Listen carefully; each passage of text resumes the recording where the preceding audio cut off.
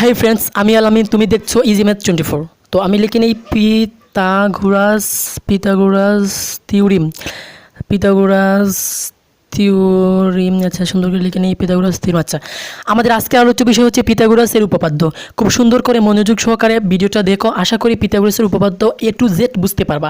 আগে যা শিখেছো সব কিছু ভুলে যাও, শুধু এই ভিডিওটা সুন্দর করে না টেনে দেখে নাও, তাহলে পিথাগোরাসের উপপাদ্য সম্পর্কে তোমাদের সব ভুলভ্রান্তি সব কিছু দূর হয়ে যাবে, এ টু জেড বুঝতে পারবে। আচ্ছা, আমি প্রথমে একটা চিত্র অঙ্কন করে নিই তোমাদের সুবিধার জন্য। প্রথমে এখানে একটা চিত্র অঙ্কন করে নিই আমি। একটা বাহু দিই কোথায়। আচ্ছা, এখানে অঙ্কন করি। এই যে একটা বাহু অঙ্কন করলাম, তারপরে সোজা করে একটা বাহু নামাই, তারপরে বাম পাশ থেকে সোজা করে ডানে। আচ্ছা, এবার এই যে চিত্রটা অঙ্কন করলাম সেটা হচ্ছে একটা সমকোণী ত্রিভুজ। কিন্তু কীভাবে বুঝলাম? কারণ তার এই যে কোণটা রয়েছে, এই কোণটা তা হচ্ছে 90 ডিগ্রি বা এক সমকোণ। তাহলে এটা লিখে আমি, আচ্ছা না অন্য কালার দিয়ে আমি এটা লিখলে সুন্দর হয়, তাহলে অন্য কালার নিয়ে আসি।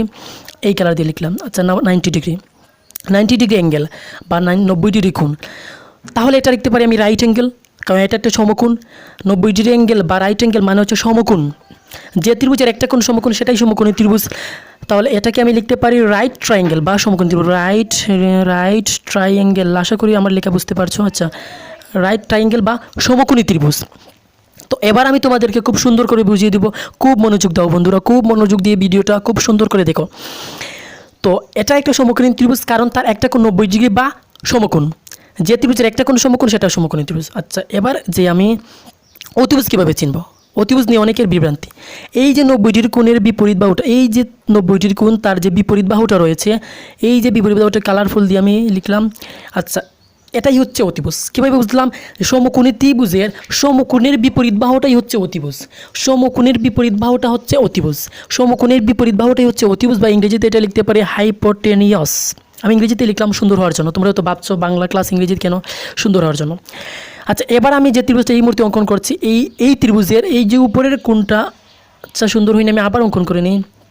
এই যে উপরের কোণটা, এই যে কোণটা, এই কোণটাকে আমি ধরে নিই এটা হচ্ছে 90 ডিগ্রি বা রাইট অ্যাঙ্গেল বা সমকোণ, যেটাকে আমি বলতে পারি। তাহলে এই যে বাহুটা, এই বাহুটা হবে অতিভুজ। কারণ কি? কারণ এটা হচ্ছে সমকোণের বিপরীত বাহু। আমি সবসময় একটি কথা বলে নিই যে সমকোণের বিপরীত বাহুটাই হচ্ছে অতিভুজ। আচ্ছা, তারপরে আরেকটি এক্সাম্পল নিয়ে এসি আমি। আচ্ছা, এই যে ত্রিভুজটা এই মুহূর্তে অঙ্কন করলাম, তার এই যে কোণটা, এই কোণটা কত? এই কোণটা হচ্ছে 90 ডিগ্রি। ধরি এটা হচ্ছে 90 ডিগ্রি। তাহলে এই 90 ডিগ্রির বিপরীত যে বাহু, এই যে বাহুটা অঙ্কন করেছে, আচ্ছা এই বাহুটা হচ্ছে অতিভুজ। কীভাবে বুঝলাম? কারণ 90 ডিগ্রি এর বিপরীত বাহুটি হচ্ছে অতিভুজ, বা ইংরেজিতে হচ্ছে হাইপোটেনিয়াস। 90 ডিগ্রি এর বিপরীত বাহুটাই হচ্ছে অতিভুজ। সমকোণের বিপরীত বাহুটা হচ্ছে অতিভুজ। আরেকভাবে তোমরা চিনতে পারো যে সমকোণী ত্রিভুজের সবচেয়ে লম্বা বাহু, সমকোণী ত্রিভুজের সবচেয়ে লম্বা বাহুটাই হচ্ছে অতিভুজ। তাহলে অতিভুজকে আমি ধরে নিই এটা হচ্ছে সি, ধরলাম সি। আর এই যে নিচের যে বাহু, এই যে নিচের বাহু, এটাকে আমি ধরে নিই এ। আচ্ছা, তো অতিভুজকে সি আর এটাকে এ ধরলে, এটাকে ধরতে হবে বি, এটাকে ধরলাম আমি বি। এ বি সি হলো একটি ত্রিভুজের 3টি বাহু। এবার আমি লিখতে পারি যে স্কোয়ার, এই যে নিচের বাহুটা তার উপরে স্কোয়ার করলাম, তারপরে আমি দিলাম এখন প্লাস, তারপরে এই যে উপরে বাহু তার উপরে স্কোয়ার মানে বি স্কোয়ার, মানে এ আর বির বর্গ সমান হবে, এ আর বির বর্গের সমষ্টি হবে সি স্কোয়ার, মানে অতিভুজের বর্গের সমান। এটা কীভাবে লিখলাম? সমকোণী ত্রিভুজের পিথাগোরাসের উপপাদ্য কী বলে? পিথাগোরাসের উপপাদ্য বলে যে সমকোণী ত্রিভুজের অতিভুজের উপর অঙ্কিত বর্গক্ষেত্রের ক্ষেত্রফল অপর দুই বাহুর উপর অঙ্কিত বর্গক্ষেত্রের ক্ষেত্রফল দ্বয়ের সমষ্টির সমান। আচ্ছা, এবার আমি এই যে ত্রিভুজটা এখন অঙ্কন করছি, এই ত্রিভুজের এই যে কোণটা, এই কোণ, এটা হচ্ছে সমকোণের চিহ্ন, এটা হচ্ছে সমকোণ বা 90 ডিগ্রি। তাহলে অতিভুজ কোণটা হবে, অবশ্যই তোমরা অনেকে বলতে পারছো। আচ্ছা, এই বাহুটা 3 ধরলে, এই বাহুটা ধরে নিই 3, আর নিচের বাহুটা 4 ধরে নিই। আচ্ছা, এটা হচ্ছে 4। তাহলে অতিভুজ কত হবে? এবং অতিভুজ কোনটা? সমকোণের বিপরীত বাহুটা। এই অতিভুজটাকে আমি হর চিহ্ন দিয়ে রাখছি। অতিভুজ আমাকে এবার বের করতে হবে। চলো আমরা এবার বের করে নিই অতিভুজ কত হবে। তো এটা আমি কীভাবে বের করবো? সেই থিওরি, পিথাগোরাসের সুন্দর একটা থিওরি রয়েছে যে অতিভুজ স্কয়ার সমান লম্ব স্কয়ার প্লাস ভূমি স্কয়ার। অতিভুজ স্কয়ার সমান লম্ব স্কয়ার প্লাস ভূমি স্কয়ার, মানে স্কয়ার প্লাস বি স্কয়ার সমান সি স্কয়ার। আমি এটাকে যদি অতিভুজকে যদি সি ধরি আর অপর দুই বাহুকে যদি আর বি ধরি তাহলে হবে। আচ্ছা, এবার এই যে কালারফুল দিয়ে আমি যেটা অঙ্কন করলাম সেটা হচ্ছে অতিভুজ। কীভাবে? কারণ সেটা হচ্ছে সমকোণের বিপরীত বাহু, আর সমকোণের বিপরীত বাহুটাই হচ্ছে অতিভুজ। তাহলে এটা হচ্ছে অতিভুজ, এটাকে ধরে নিই আমি সি, এটাকে সি ধরি, কারণ সমকোণী ত্রিভুজের বেশিরভাগ ক্ষেত্রে সি ধরো। আচ্ছা, তুমি অন্য যে কোনো কিছু ধরতে পারো, তবে আমি এখানে অতিভুজকে সি ধরে নিচ্ছি। আর নিচের যে বাহুটা রয়েছে 4, সেটার উপর স্কোয়ার, সেটাকে আমি ধরে নিই, এটা হচ্ছে এ, সেটাই মনে করলে সেটা উপরে স্কোয়ার মানে 4 স্কোয়ার, আর এটাকে 3কে আমি ধরে নিলাম বি, তাহলে 3 স্কোয়ার। তাহলে এটা এবার হচ্ছে সি স্কোয়ার, কারণ কি অতিভুজ হচ্ছে সি, এই অতিভুজ হচ্ছে সি, তাহলে আমি লিখতে পারি সি স্কোয়ার।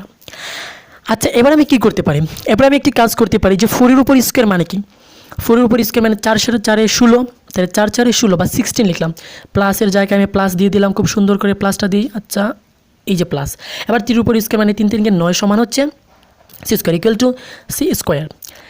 এবার আমি এড করে দিই 16 + 9 ইকুয়াল টু 25, তাহলে এখানে আমি লিখতে পারি 25, লিখলাম 25 ইকুয়াল টু সি স্কোয়ার। আচ্ছা, এবার সি এর মান কি হতে পারে, সি এর মান +5 হতে পারে, -5 হতে পারে, কারণ রুটের ভিতরে যখন 25 ঢুকবে তখন তা প্লাস হতে পারে, মাইনাস হতে পারে।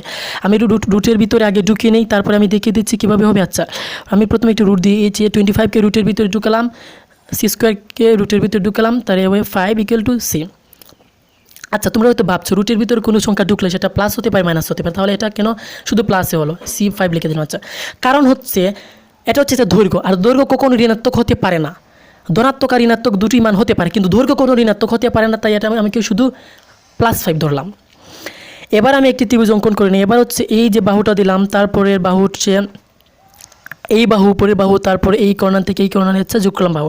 এই যে সমকোণী ত্রিভুজ, তার এই কোণটা 90 ডিগ্রি হলে তার অতিভুজ হবে কোনটা, অবশ্যই এইটা, এই যে 12 সেন্টিমিটার যেটা আমি দিলাম, 12 মিটার হোক আবার সেন্টিমিটার হোক, 12 একক। আচ্ছা, এবার এটাকে আমি ধরে নিলাম, এটা হচ্ছে 6 একক, এটা 6 একক, আর অতিভুজটা যদি 12 একক হয় তাহলে এই বাহুটা আমাকে নির্ণয় করতে হবে। এবার কিন্তু আগেরটার মতন হয়। তো এবার যে প্রশ্নটা সেটা হচ্ছে অতিভুজ দেওয়া আছে, আরেকটা বাহু দেওয়া আছে, অপর বাহু আমাকে নির্ণয় করতে হবে। এই যে সমকোণ, এই সমকোণের যে এই যে বিপরীত বাহুটা, এটাই হচ্ছে অতিভুজ, এর বিপরীত বাহুটা হচ্ছে অতিভুজ।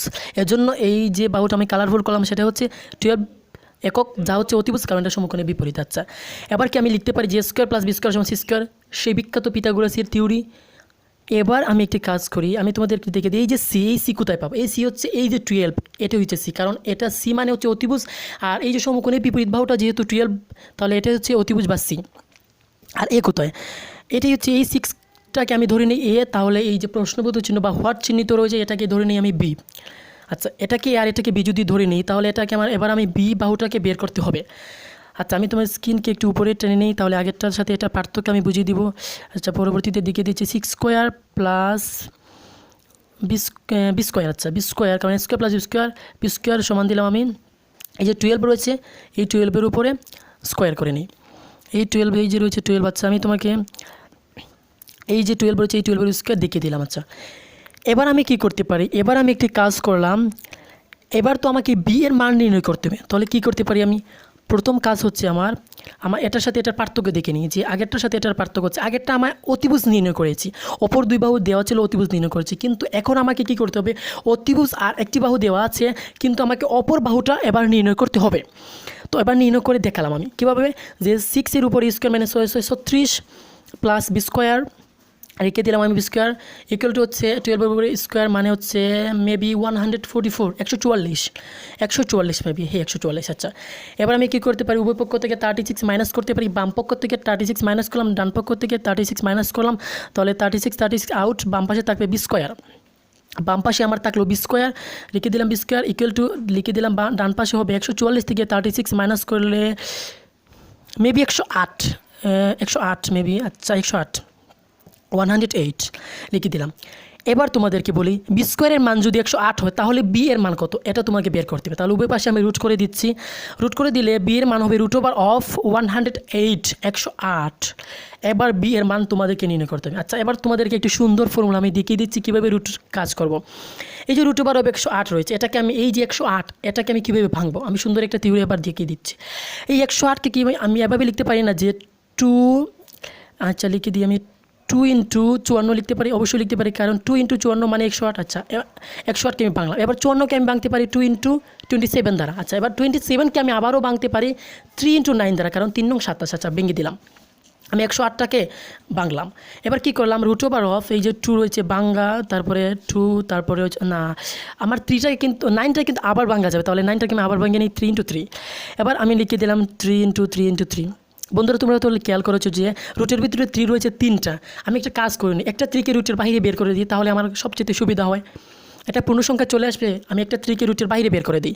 আমি সমান দিলাম সমান দিলাম, আচ্ছা নিচে সমান দিয়ে এটা এই যে সমান দিলাম, তারপরে যে রুট ওভার অফ 2টা 2 2টা 3 দিই, এই যে 2 ইন্টু 2 ইন্টু 3 ইন্টু 3, 2টা 2 2টা 3 দিলে সুবিধা হয়। আর একটা 3কে আমি এটাকে বাইরে বের করে দিলাম, রুটে রাখলাম তবে এটার বাইরে বের করে দিলাম, এটা আলাদা করলাম। এবার একটি কাজ করতে পারি, মনে মনে হিসাব করে নিই, 2 2 4 3 4 12, 3 12 36, তাহলে রুট ওভার অফ 36 মানে 6 আছে, আমি রুট ওভার আগে লিখে দিই, তারপরে আমি 6 আনবো। ইকুয়াল টু আমি লিখতে পারি যে equal to root over of 36, আর এখানে রয়েছে রুট ওভার অফ 3। আচ্ছা রুট ওভার অফ 36 এর মানে কি? এর মানে হচ্ছে 6, তাহলে 6 রুট ওভার অফ 3। আচ্ছা তাহলে আমি এই যে রয়েছে বি এর মান আমি বের করে ফেললাম root over of 6 root over of 3, তাহলে বি এর মান আমি বের করে ফেললাম 6 রুট ওভার অফ 3 হয়ে গেলো আমার। তো আশা করি খুব সুন্দরভাবে সমকোণী ত্রিভুজের পিথাগোরাসের উপপাদ্যটি খুব সুন্দরভাবে বুঝতে পেরেছো। আর যদি না বুঝে থাকো তাহলে কমেন্ট বক্সে জানিয়ে দাও, আমি আবার তোমাকে বোঝানোর চেষ্টা করব।